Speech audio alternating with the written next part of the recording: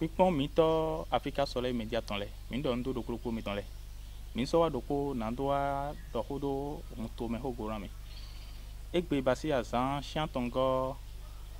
aido sun fofo la kono ko to de me mi tin telotan. Mi yoro mi do Angelo Prince Asogba. Egbe mi na yi baba mi ton da ro ko na mi. Ye ule na do ho na mi do un to me ho logo. Baba mi ton mi na do mi de ya mi kilome. Ndon do mi gba uro era chena mi. Dide mi dodo di honu boy nyewe yeno yirodo atanklu no setonji ado bo ni nukonto agasa po hepoton Ene baba mi ton ena chena mi gbawo etewe no yoro ohunhu mi na do hora mi do ji kilome. Ohunho ba yi numesen jowa mo mi ton le si ho dido nous dégolé sin dido zinzande ira zande golé sin dido wo yero ohun ka do fine ohun ayije etin ohun ayije o kan emi le mi te ohun ayije de kan e togbo le na bonu e kan kakaka bo zanwe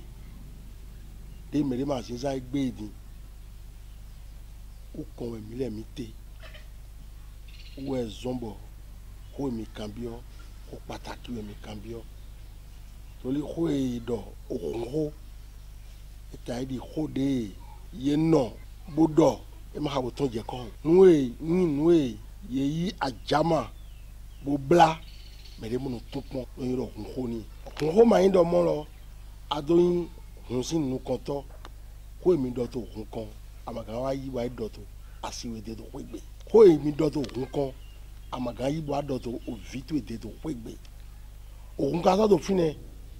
edo afodide ode awe aton ene wepo ye dono wa je tende mewe ye gando adogbigbodo megobra yin do mo lo mehe gano ohun kan emedo ye oji fibo filoyin ohun sen tolesin henu meton topo wo zombo ina do ho dede tai dide ye no bi owe ho me oni ho tita me ho awe to me ho aton to me ho ene to me mo e ho teni we nu e ado ke lo me je ya do pipon we ho do lo to e nwa lo to e ira to ni le popon we don do mo lo hun si no kupodo ho po e hun si enu kuporo ho po e nu e ha hun si do hun pa me e maga do to hun pa me ti transin godo e maga do me de pepe la yin si seto we zombo togbolo le yeze tito de rote bo tito ene ni tito de bo nwe na je ohun do togbolo le sin onu kan yele ye to ten ye ton me bo nde pepe te do jijo ko closing we yin ohun ko closing we yin ohun de ko closing ira hengbon bo e ma do fle do ni fle me ma so goze we yin ohun Ene na chena mi baba mi ton men le we singa do hun to egbesi a sanji bodo de ko baba mi ton le ko dogun wai honugbo e na de akambiodo ohun godora mi zande di no ohun jowa mo wo eto ten ton me mi ri na do ohun jowa mo si ho do egbe agasa bo hepo oto ajra tori mage we na do ohun agam jijiro to bora dodo emi na zon ohun ene ohun jowa mo aije ena chena mi gbawo ne mi ze ehun to me to egbe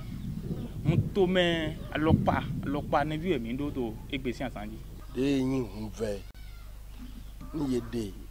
jowa mo bodo eton nue wa yin pipo toro le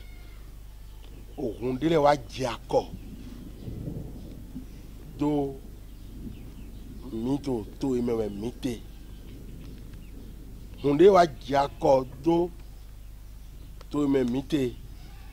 mi wu le dze sɔ to hun lɔ sɛ mi wu de to dzɔ wa mɔ hun vɛ lɔ le kɔn lɔ le mi le dze to hun lɔ sɛ yina le hun lɔ le fi mi te di vodun trɔ wa dza kɔ do mi yɛ yeyi bo do tsɔkoe yeyi bo do wlɛ vi yeyi bo do nya nu nyina kan tingali ezɔ to fi ne mami ezɔ to fi ne gambada edo fi ne kɔku edo fi ne jagidi ezɔ to fi ne vodun nkɔ tí wọn sọ tó fi ne eɖo pétɔ ɖeka eɖo pétɔ ve yéme kpɔ ohun wɛnye amɔ yeɖona de ta na ohun de nyi ayi dze lɔ wɛkan agasa oxɛ otɔ adzra tɔri magɛ de ŋua lɛ ene lɛ wa dzɔawu mi ene lɛ yeyi bodo gua lɔ na nu enyi dzɔ wa mɔ si ovi lɔlɛ si adagbo me wenu nkara zia yi ha do xolo kpo dzi bɔn mɛ de nanyi to do mitɔ bo nanyi kpɔn mitɔ lɛ yina do yin sise tɔ yɛ ko tɛ mamɔ osu de to vodungo osu de to vodungo ema to tsɔtsi de kpa mɛ ema to masalasi de su eto vodungo su lɔ egege bɔn ni yena do dɔgbɛtɔ de yena nyi su lɔ bɛ kɛ su lɔ go ele zun domesegbo ato vodungo vɛ kɔn amadona nyɔnu de bɔ lɔna wa mɛ do ƒe gbe amadona dike bɔ ƒe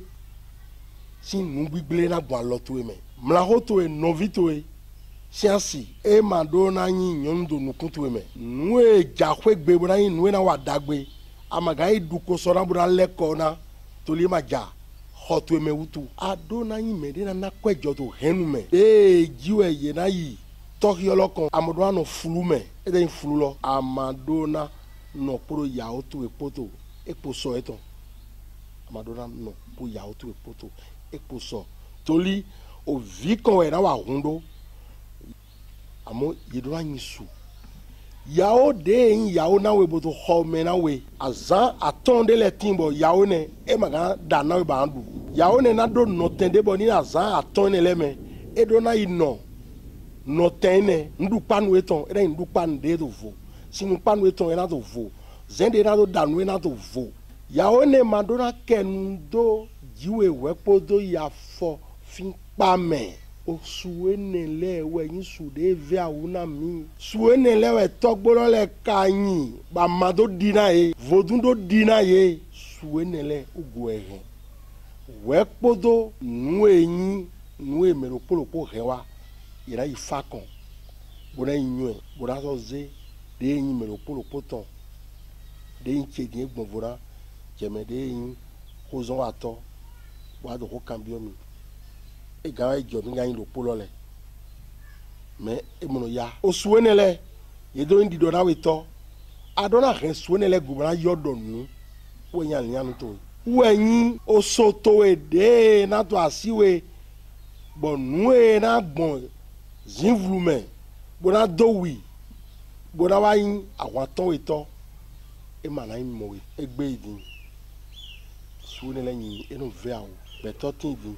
Ye jafa yi gbe di ala ye ma dike na ohani vɛ mi blo ye ma dike na ahani vɛ mi blo ye ka wa yi vɛ mɛne nɔ be mɛne e ga yin su lɔ ye ma wa yin su lɔ amɔdɔ mɔlɔ vivi gbɛ he tɔn e na to vivlɛ de ka mɛ na dze si te kalɔ mɛ na nɔ juwa yi ba wo fie sa na nɔ nɔ fi ne kaka wɛ kpo na wa mɔ de o we de nu o su edo vodun go lɔ iye ga yin mɛ vivi sɔ vodun. Vodun vo vodun du nu yin dagbe vodun tɔn vivo lɔ e kana mi tɔn afɔ zara ko. Ene baba mi tɔn ena cɛla mi gba o na do nukumɔ jɛ numɛ ebi do ni na mɛ to kpɔn mi lɛ ezɔn bɔ nfili ho de mi dɔ ho de kun kpla eya mi tɔn lɛ na fi de vo dzidze etɔn lɛ o to